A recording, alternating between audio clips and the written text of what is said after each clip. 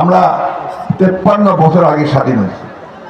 আমাদের দুর্ভাগ্য যে আমরা এখন পর্যন্ত একটা ব্যবস্থা করতে পারলাম না, যে ব্যবস্থায় প্রতি 4 বছর বা 5 বছর পর পর আমরা একটা ভোট করব, সেই ভোটে আমরা আমাদের পছন্দ মতো লোককে বাছাই করে আমরা পার্লামেন্টে পাঠাবো, সংসদে পাঠাবো, তাই না? ওই সংসদে তারা বসে আমাদের জন্য আইন তৈরি করবে, আমাদের উন্নতি কীভাবে হবে সেটা ব্যবস্থা করবে। এই কাজগুলো তাদের করার দায়িত্বটা তাদের, তাই তো? তো সেইখানে দুর্ভাগ্য আমাদের যে আমরা এতদিন সেটা করতে পারি। হাসিনার অপকীর্তি, এই ফ্যাসিস্ট হাসিনার অপকীর্তি বর্ণনা করতে চাই, সারাদিন বর্ণনা করলেও শেষ হবে না। সে চুরি করছে, যে চুরি চিন্তা করা যায় না। ব্যাংকগুলোকে লুট করে শেষ করে দিয়েছে। 28,000 কোটি টাকা লুট করে একটা লোক নিয়ে গেছে, একটা লোক। প্রতি বছর 12,000 কোটি টাকা করে আপনার বিদেশে পাচার করছে।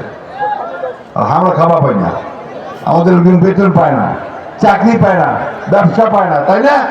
তারা লুট করে এখন এমন আছে, খুব ভালো অবস্থায় আছে। তারা অর্থনীতি শেষ করেছে, জুডিশিয়াল সিস্টেম শেষ করেছে, আমাদের আইন শৃঙ্খলা বাহিনী, পুলিশকে ব্যবহার করছে তাদের নিজস্ব বাহিনী হিসাবে। কি ভুল বলছে নাকি?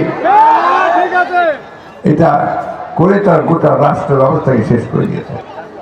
আমাদের নেতা তারেক রহমান, তাকে মিথ্যা মামলা দিয়ে, তাকে খুনের হত্যার বিভিন্ন আসামি করে, তাকে দেশ থেকে নির্বাসিত করে বিদেশে পাঠিয়ে দিয়েছে।